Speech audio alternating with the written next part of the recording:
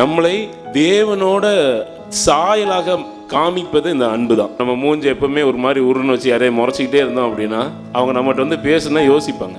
நல்ல அன்புள்ள சிந்தனை இருக்கிறவங்க வெறும் டெக்கரேட்டிவ் மட்டும் கிடையாது, மக்களை கூட இழுக்கிற அவங்க ஒரு மேக்னெட் மாதிரி.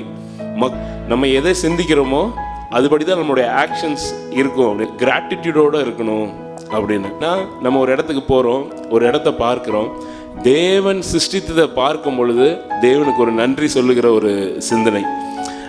ஏன்னா எல்லாத்துக்குமே ஒரு நன்றி உள்ள சிந்தனைக்காக மற்றவர்களுக்கு நன்மை செய்கிறதாக இருக்கணும். அப்படின்னா மற்றவர்களையும் யோசிக்க வேண்டியது. இது லைஃப் டைமில் மற்றவர்களையும் சிந்திக்க அந்த தாட் நம்மக்கிட்ட இருக்கிறவர்களாகவும் இன்னொரு இடத்துல பேசும் பொழுது அவங்களை என்கரேஜ் பண்ணுற மாதிரி பேசணும், கூட நம்ம இருக்கணும். இது ஒரு சிந்தனையில் ஒரு அன்பை வெளிப்படுத்த